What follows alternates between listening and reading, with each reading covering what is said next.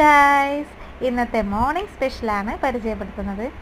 എൻ്റെ ഏട്ടൻ ഇതാ ഇവിടെ എല്ല് നന്നാക്കിക്കൊണ്ടിരിക്കുന്നു. ബീഫിൻ്റെ എല്ലാണ് കേട്ടത്. പിന്നെ മോള് കുറച്ച് മാംസമുണ്ട്, പിന്നെ കുറച്ച് കപ്പ വാങ്ങിയിട്ടുണ്ട്. രാവിലെ ഒന്ന് കപ്പയും എല്ല് കറിയും ആക്കാമെന്ന് വിചാരിച്ചു. ഇതാ കുക്കറിലേക്ക് എല്ല് ഫുള്ളിട്ട് നല്ല വേവിക്കണം.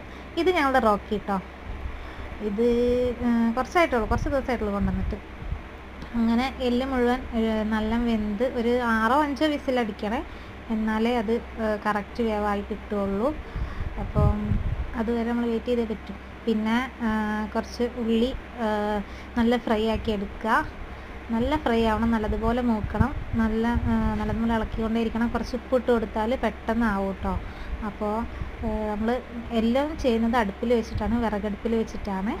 ഗ്യാസ് ഇല്ലാഞ്ഞിട്ടല്ല, പക്ഷേ ഇതൊക്കെ ചെയ്യുമ്പോൾ വിറകടുപ്പല്ലേ നല്ലത്.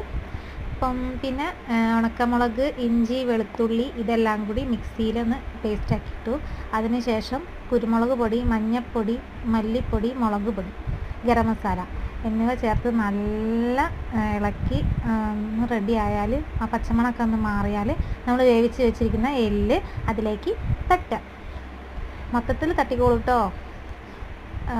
എന്നിട്ട് എന്ത് ചെയ്യുക, നല്ലതുപോലെ ഇളക്കുക. ആ മസാല ഈ എല്ലിൻ്റെ മുകളിലേക്കൊക്കെ നല്ലോണം പിടിക്കണം. അതുവരെ നമ്മൾ നല്ലോണം ഇളക്കി കുറച്ച് നേരം അടച്ച് വേവിക്കുക. അപ്പോൾ അതേമാതിരി നല്ല അടിപൊളി എല്ല് കറി ആയി കിട്ടും. അടിപൊളി ടേസ്റ്റ് ആട്ടോ. കുറച്ച് കറിവേപ്പിലയും കൂടി മുകളിൽ തൂവിക്കോളൂ, അത് ടേസ്റ്റ് കൂട്ടുള്ളൂ. അപ്പോൾ ഇതാ ഞങ്ങളുടെ എല്ലുകറി റെഡി. ഇനി ഞങ്ങൾ കഴിക്കാനുള്ള തയ്യാറെടുപ്പിലാണ്. കപ്പ ഇതാ ഇപ്പുറത്തെ സൈഡിൽ വെന്തുകൊണ്ടിരിക്കുന്നുണ്ട്. അതും കൂടി ആയാൽ റെഡി. അപ്പം ഞങ്ങൾ കഴിക്കട്ടെ.